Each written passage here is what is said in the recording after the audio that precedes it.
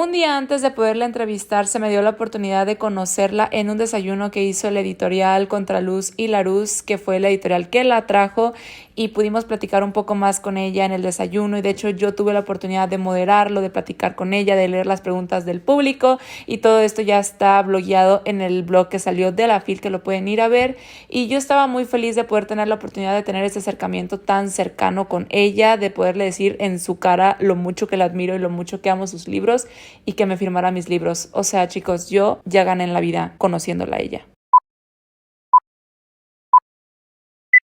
Hola chicos, ¿cómo están? Como pueden ver, tengo la hermosa y la grandísima oportunidad de estar aquí con Eli Hazelwood. Gracias a Contraluz, que me dio la oportunidad de estar aquí con ella y poder platicar acerca de este bebecín, que saben que fue mi primer libro del año, al primero que le di 5 estrellas, y que tengo una emoción muy grande en mi corazón de estar aquí presente. Casi podríamos llorar aquí todos. Pues espero que les guste un poquito de la entrevista que le voy a estar haciendo a Eli Hazelwood. Para quienes no lo conozcan, Eli Hazelwood, ella nació en Italia, ha vivido por muchas partes del mundo, ha vivido en Alemania, en Japón, antes de mudarse y vivir en Estados Unidos, que es donde actualmente reside, y se la ha pasado escribiendo. Tiene varios posgrados como de científica, de neurociencia y muchas cosas, como se pueden ver, porque sus libros son de mujeres en la ciencia. Entonces es increíble ver esta representación por un mismísimo autor.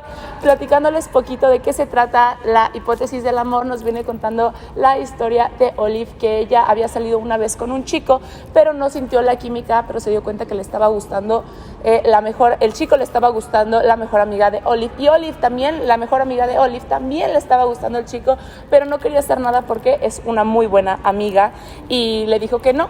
Pero esta Olive estaba empeñada de que sí tenían que salir juntos, tenían que hacerlo, y es por eso que se inventa que tenía un novio y que tenía una cita, y termina yendo al laboratorio para decir que tenía que salir, estar en una cita, como estaba diciendo, pero resulta que pues no, y ahí se encuentra con su amiga, entra en pánico, y ¿qué hace? Besa a la primera persona que ve, que es Adam, y termina siendo que él es el profesor, uno de los más temidos de la Universidad de Stanford. Ahí va a empezar a desarrollarse la historia. Tiene relación falsa, tiene citas todos los miércoles, tiene Grumpy Sunshine, tiene escenas spicy, tiene un montón de cosas increíbles el libro, así que deberían de darle una oportunidad si no lo han hecho. Y también a Love on the Brain, que en español va a llegar en febrero aquí en México, que se va a llamar La Química del Amor. So, now we're gonna be switching to English. Hi. How are you, Ali? How are you feeling being here? I'm great, and it's been such a dream. Everyone has been so nice. I love Mexico, and I love Mexican food, so it's been amazing. I'm sure Mexico loves you. Yesterday was her presentation, and the queue was insane. I've been here my whole life, and I've been doing those queues, and I think I never saw one that big. Oh my God, I'm actually so grateful because so many people stood in line for hours, and that can't have been easy. So if you stood in line, thank you so much. No, it was because what you made in that book, I think we all love it in the whole world, as you can see, because you're going to be making tours, I think, and we are so grateful for you to wrote that book. I think it was amazing. What you did was a great job. I love it. I was saying that this one was my first book this year, and it was 5-star for me. It was like the perfect way to start the year. Thank you so much. I'm just like, I'm so grateful that so many people are just reading the book and taking a chance on it. So thank you. So now, how are you feeling being here in a new country presenting your book? It's amazing. Like it's just like I never would have thought that something like this would happen. It's truly a dream, and it's just, it's a dream. I never would have thought that something like this would happen. Great things happen when you don't expect them, right? Yes, it's really like that. It's really one of those, oh my God, is this really happening? Is it a dream? Do I have to pinch myself? We're so happy for what you made. What have you thought about Mexico so far? Because we were talking yesterday, we got the opportunity to meet, and you were saying that this one was your first time here. Mm-hmm. So what do you think about Mexico so far? I think it's amazing. I've only been in Guadalajara, but so first of all, I had breakfast with you, and we had birria, and it was so good. It was amazing. So first of all, like, just the food is amazing, and then everyone has been so lovely and warm and welcoming, and that is just it's just amazing. It's been fantastic. My impression of Mexico is that best place ever. Thank you so much for having me.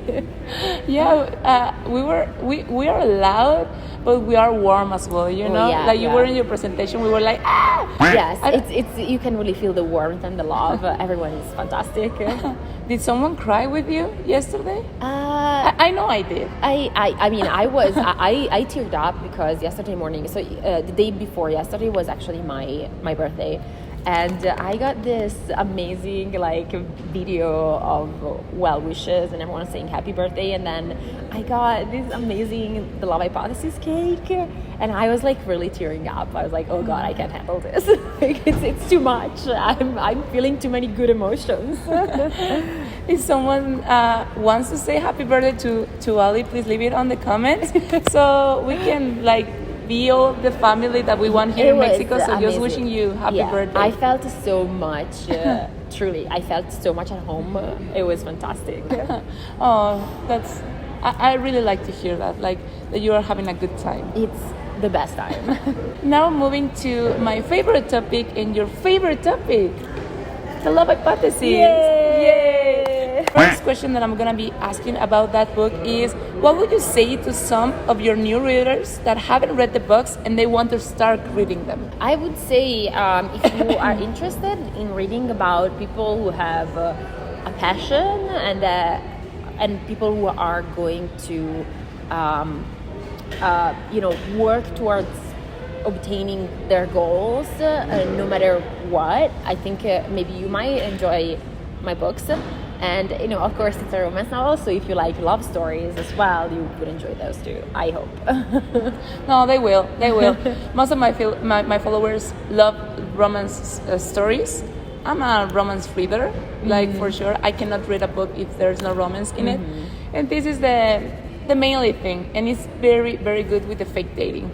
Oh my God, I want to reread it. Have you ever thought that you will make it this far? I know you were writing like as a fan fiction, but when you start writing fan fiction sometimes online and there's like, well, I'm just gonna upload it and see what happens, and then boom, you were in Germany a couple of months ago, and you are now in Mexico. Maybe in a couple of months you will be in, I don't know. And I mean, you're totally right. I have to say, I never would have thought, like, I was actually, even just the fan fiction got like so much more love than I expected it would have. It's also funny because when I started writing the fan fiction, I thought it would be around 4 or 5 chapters, and then it ended up being a full-length book, and it ended up being much longer. I really never would have expected. We are so happy to hear what you wrote and to see what you've been through with all of that and all your success. If someone of you don't know, I was telling you before that she's from Italy. She was born in Italy, so she speaks Italian. So I just want to know, have you read your book in Italian? I have not, but I have, I've read like the first few sentences.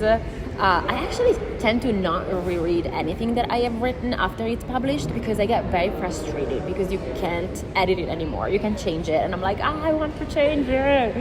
And so I tend to like not reread anything. But when my Italian publisher sent me the book, the Italian version, I was reading the first few sentences and I was like, oh my God, this is in Italian. Because it felt more real once I realized that it was in Italian. It's a weird thing, but so I did read those few sentences. And you will never try to read it? I think, I mean, generally, I don't even read it in English. I just literally, it's so hard because I find so many things that I would like to change, even just a little word or like a little bit, even just not dramatic, huge edits. I really just kind of want to change it, and I can't. And I have to like force myself to like take a step back. No, I understand. Something that when is so important to you, and then you just publish it, and then you're like, you wanted to make it's perfect. The book is perfect itself, but you want to make it more perfect. Like it's like the feeling like it's never enough. Yes. It's that feeling of like that perfectionism that is like I can make it a little bit better, just a little bit better. Yeah. I'm a perfectionist, so I understand that part. It's like It's hard to live that way, I but know. we try our best. And how many years or months did it take you to write the whole book, The Love Hypothesis? So the fan fiction originally took, I think, I want to say about 10 months or 8 to 10 months. It was like, but I was writing other things in the meantime. It was a fan fiction, so I would, write a chapter, upload it, leave it there, and then like kind of turn to something else, write something else, and I would write another chapter, upload it, and then it wasn't like, the only thing I was writing, but it was something I was writing, and then what happened was that I would say it took about a year of like back and forth editing to turn it into what ended up being the book. So there was much more editing coming after as well. So the whole process was a couple of years long, definitely. Yeah. Oh, okay. It was long. It was, yes, definitely. And the idea? When did you start like, I have this idea? The idea, actually, it was a very interesting thing. It came because a friend of mine who was in fandom wanted to read a Raylo fan fiction in which we had fake dating. And the friend was like, what about fake dating? And I was like, I will write you a fan fiction. That's kind of how it went. So I owe a lot about it to my friend Frankie. Hi, Frankie. So now, if you want to see or read a fan fiction, please let her know. She might listen to you. I might. Oh my God, that's so cool. So Frankie, congratulations. I think you won, and thank you for that. We make all of us happy. Thank you for the idea. Which character do you prefer? This is a little game, Levi or Adam? I really like Levi a lot, but I think it's because he's more of a, I don't know, I think he's a little bit more even-tempered. He is also a little bit grumpy, but in a less actually grumpy way, and more because he's a little bit, what can I say, he's a little bit shy. So I think Levi is kind of like, I don't know, I like him. I think he's very sweet. He is. They're very opposite. Adam is more. Adam is not shy, but he's like. Yeah. Yeah, like. I don't know how to say that word. Like, just like. He's a little bit reserved. Yeah, reserved. Say, yeah, that was the word that I was trying to. Yeah, Levi, he's so sweet. I love him. And now it's the same, but with B or Olive. Oh, it's so hard to choose because I love them both so much. I actually think B and Olive have a lot of things in common, and I think they would be very good friends. If I have to choose, I would probably choose B, but just because she's a neuroscientist, and I'm a neuroscientist, so like I have that sense of kinship, something like I feel like I must choose her. Yeah, like you feel more identified with her. Mm-hmm. Yes. Right? Yeah. Yeah. And actually, now that I'm thinking, Bree's sister, she's very alike like you as well. She's living in the book. She's living in Europe, and she's moving all of the time. And now that I think of you, we're moving to Japan and then to Germany. Maybe you have a little bit in you in Bree's sisters. Maybe. I definitely do. I definitely like. Maybe that's what it is. I definitely think she is more of a wild child than I could ever be. I am very lazy, so like traveling a lot is very tiresome for me. Okay. But definitely like there's definitely something there. I think you're right. Yeah, now that I was thinking of it, just like that, like the light. Yeah, because I know this thing that all authors have, that you write and you put yourself in every character, a little bit of you in all of them. So now that I was thinking that was your part with your crazy life. No, that's totally true. I think a lot of people tend to think that authors write themselves into the main character, but I think we kind of write ourselves into all characters a little bit, like we sprinkle ourselves. Yeah, and I think that's good. Like, if not, you will feel, when you write a book, you feel exposed, and then not just imagine like, no, the main character is so awful, and then you're like, it's me. Hi, I'm the problem. It's me.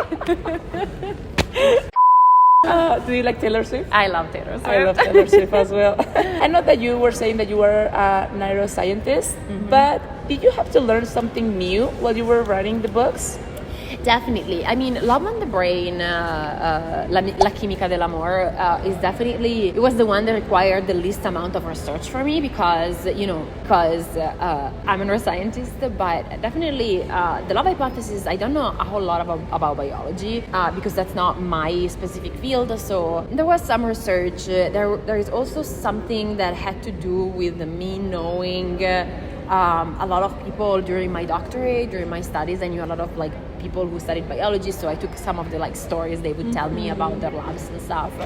And then of course for my third book, the one that's coming out next year, they are physicists, right? And I don't know anything about physics, like literally zero knowledge of physics. So that was a lot of research that I had to do. Yeah, I can imagine. Like for me, that subject in school was so hard. So hard. I know. Yeah. I know. It was a challenge. But at least you understand a little bit what they are talking about, right? Yeah, that's cool. This is a very interesting question that I like to ask sometimes. If you were in danger, like real danger, and you could only make one call to one of your characters, which one will you think will pick it up as fast as they can and come to help you? Levi. Yes. He is that guy. He's amazing, and I definitely think he would be the one. I think Adam wouldn't pick up, like say he's in the lab or say he's doing some other work. Adam just wouldn't pick up. He would only pick up if it's Olive. In that case, he would pick up like immediately. But for me, he wouldn't. I feel like Levi is the guy that I'm gonna have to call. And Levi is the kind of character that you must try to find in real life. Oh my god, that was so... I love Levi. I think I'm more with the hype with Adam, but now that I think I'm listening to you, you are right in so many things. Well, you're the writer, of course, you are right.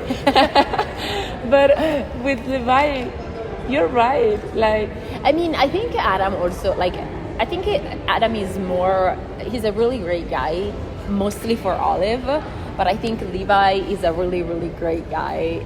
He probably would be amazing words to people he's not in love with, unlike Adam. I love them both. Thank you. Me too. They are both my children. But yesterday she was trying to kill Adam. Just like saying, you must see that live. I don't know in which account will it be, but I'm gonna leave it below so you can find it. I talked myself out of it immediately. I'm so sorry. You must see that. Like, everyone was in shock. It was like a plot twist. Exactly. There was some protesting, I have to say. All of your books you will be writing are going to be in the science world? So I can tell you that the one I'm writing right now is not set in STEM. It's not set in the science world. The one I'm writing right now is actually set in actually I can tell you where it's at because the editor, and she hasn't accepted it yet, but I can tell you the main character is very good with computers, so she does have like a very good skill, but it's not set in science per se. It's kind of like a completely different setting. And then I have a young adult book coming out that's actually set in chess, in the world of chess. So I definitely plan to explore other worlds and other settings. Oh, that's cool. But I definitely also plan to keep on writing books set in academia. So yeah, that's cool.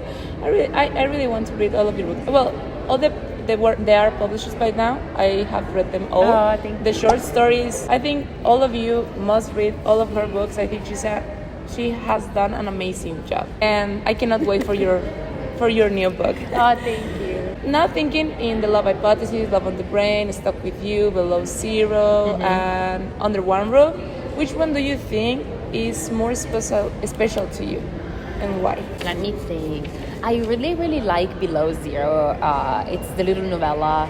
I think it's very special with me. I just really like the idea. It's a little bit more dramatic than my usual books because she is kind of the main character, Hannah. She is stuck in the Arctic, and he has to go and rescue her, right? And I really like this like dramatic thing of people risking their lives for one another. It's something I really enjoy. So I think that's special to me. Did your family or some friends help you to write something, like just to give you some ideas, like you could do that?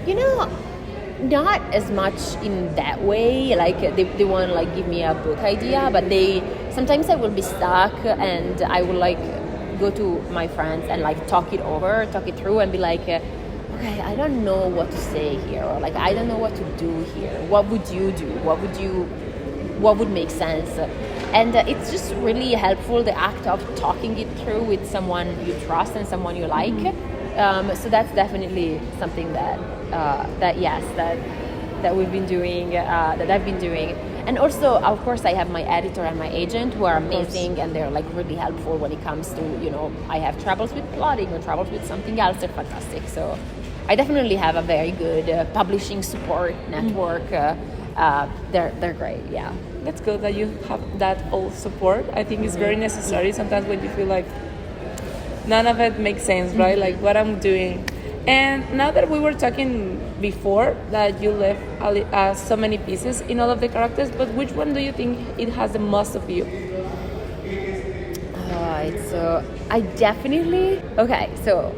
It's interesting because Adam is so grumpy, and I don't think I am necessarily a grumpy person, but like I have a grumpy side and I have a very grumpy dark side, and I think I put a lot of my dark sides in Adam. It was kind of like, sometimes I really am. I can't really be like his. So definitely Adam has a lot of my dark sides. I do think that like both B and Olive have something of me, which is, the idea that like sometimes you get really, really passionate about something. Sometimes you really, really want something to work out, and they both have this thing, and I kind of love it. Yeah. Now I understand why you want to kill him, right? It's like I see all the stuff, all the other things that the bad side of me. That's what I'm doing. Just to be finishing, what can you tell us about the movie? Unfortunately, not very much. But okay. I can tell you that there is a first version of the script that I haven't read yet because I was traveling to Mexico and I was writing my other book. So I haven't read it yet, but like we do have some versions of the book and of the script, and I can tell you that I would not be like hoarding information, and as soon as I have news, I'll be sharing them. Yeah, and follow her on Instagram. She's gonna be uploading all of the news. Mm-hmm. That's where I usually share news. We are so excited about the movie, and just like the last questions of all of it, you were saying before about a little bit about your book, but can you tell us about the title and what I can be expecting about Love Theoretically? My third book. Okay, yeah. So my third book is the story of two physicists. One is a theoretical physicist and the other one is an experimental physicist, and basically the main character has been fake dating the brother of the male main character.